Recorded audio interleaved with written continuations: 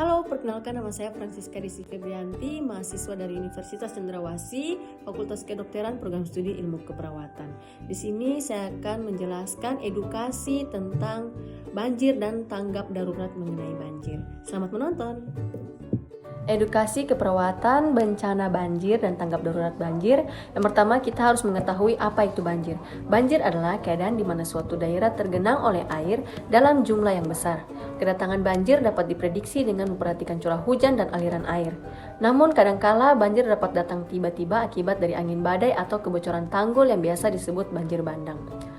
Penyebab banjir mencakup curah hujan yang tinggi, permukaan tanah lebih rendah dibandingkan muka air laut, wilayah terletak pada suatu cekungan yang dikelilingi perbukitan dengan sedikit resapan air, pendirian bangunan di sepanjang bantaran sungai, aliran sungai tidak lancar akibat terhambat oleh sampah, serta kurangnya tutupan lahan di daerah hulu sungai. Meskipun berada di wilayah bukan langganan banjir, setiap orang harus tetap waspada dengan banjir. Yang berikutnya macam-macam penyebab terjadinya banjir.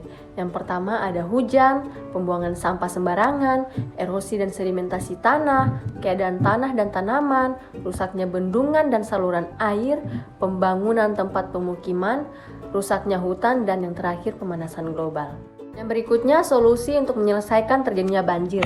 Yang pertama peningkatan kapasitas saluran air, yang kedua pembuatan sumur resapan, yang ketiga kampanye dilarang membuang sampah sembarangan, yang keempat pembuatan dan mempertahankan bendungan air, yang kelima mengelola sampah, dan yang keenam pemberian pendidikan lingkungan bagi generasi masa depan, baik itu kategori ilmu berkaitan dengan budaya atau artikel budaya. Yang berikutnya dampak terjadinya banjir. Dampak banjir kebanyakan adalah dampak negatif, yakni yang merugikan masyarakat, baik kerusakan materi hingga kehilangan nyawa. Nah, berikut ini adalah dampak negatif yang ditimbulkan dari terjadinya banjir, yaitu yang pertama, rusaknya rumah warga. Yang kedua, lingkungan menjadi tidak sehat. Yang ketiga, muncul berbagai macam penyakit. Yang keempat, rusaknya sarana dan prasarana masyarakat. Yang kelima, rusaknya area pertanian. Yang keenam, sulit mendapatkan air bersih. Yang ketujuh, menghambat transportasi darat kehilangan nyawa.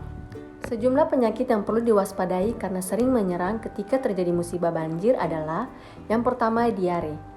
Sanitasi dan air bersih saat banjir rentan tercemar bakteri saat banjir, terutama di pengungsian. Kondisi tersebut dapat menimbulkan penyakit diare yang mudah menular. Lalu yang kedua, penyakit kulit. Bakteri yang datang bersama banjir juga bisa menyebabkan penyakit kulit, terutama saat kondisi daya tahan tubuh lemah. Dan yang ketiga, tifus. Penyakit infeksi saluran pencernaan demam tifoid atau tipus disebabkan bakteri Salmonella typhi. Bakteri ini dapat menyebar melalui makanan atau minuman yang terkontaminasi dan melalui kontak langsung dengan orang yang terinfeksi. Yang keempat, leptospirosis, yaitu penyakit leptospirosis disebabkan bakteri Leptospira yang berasal dari kotoran tikus.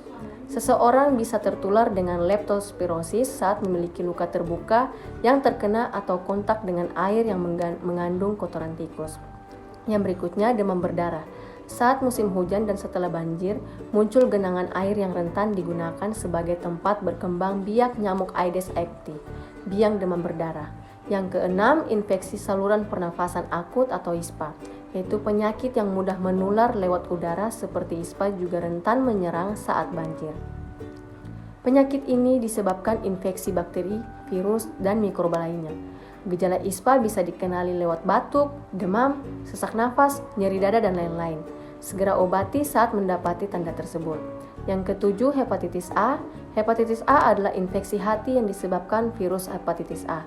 Penyakit yang sangat menular ini dapat memicu peradangan dan mengganggu fungsi hati penderitanya. Hepatitis A dapat menyebar melalui air yang terkontaminasi virus biang penyakit tersebut. Penyebaran lain hepatitis A bisa lewat tinja yang tidak sengaja mencemari makanan, minuman, atau benda. Untuk mencegah timbulnya penyakit setelah banjir maupun akibat curah hujan yang tinggi, ada beberapa cara yang bisa dilakukan, antara lain memperhatikan makanan yang dikonsumsi, mencuci tangan menggunakan sabun atau hand sanitizer, mengonsumsi suplemen vitamin, menyiapkan obat-obatan, menjaga kebersihan lingkungan, menghindari kontak dengan air banjir. Yang berikutnya, usaha untuk mengurangi risiko banjir, yaitu yang pertama menjaga lingkungan sekitar. Menjaga lingkungan sungai atau selokan menjadi salah satu usaha utama yang bisa dilakukan untuk memelihara sungai lebih baik lagi. Tindakan yang bisa dilakukan untuk menjaga lingkungan sekitar yakni membuang sampah pada tempatnya. Jangan jadikan sungai atau selokan sebagai tempat pembuangan sampah. Yang kedua, hindari membuat rumah di pinggiran sungai.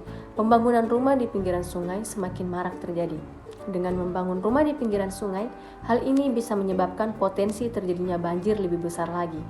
Lalu yang ketiga, melaksanakan program tebang pilih dan juga reboisasi.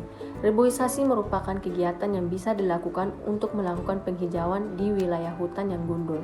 Lalu yang keempat, membuang sampah pada tempatnya. Masyarakat Indonesia seringkali tidak menyadari bahwa membuang sampah sembarangan, terutama di sungai, akan memberikan dampak yang buruk di kemudian hari. Ini karena sampah yang menumpuk secara tidak langsung bisa menyebabkan terjadinya banjir saat hujan berada dalam curah yang sangat tinggi. Oleh karena itu, pengelolaan sampah yang tepat dipercaya bisa membantu mencegah terjadinya banjir di kemudian hari. Lalu yang kelima, rajin membersihkan saluran air. Membersihkan saluran air menjadi salah satu upaya yang bisa dilakukan untuk mengurangi risiko banjir. Lalu yang berikutnya, perbaikan dan pembersihan saluran air. Tentunya harus ada. Sekian video edukasi tentang banjir, semoga bermanfaat dan terima kasih.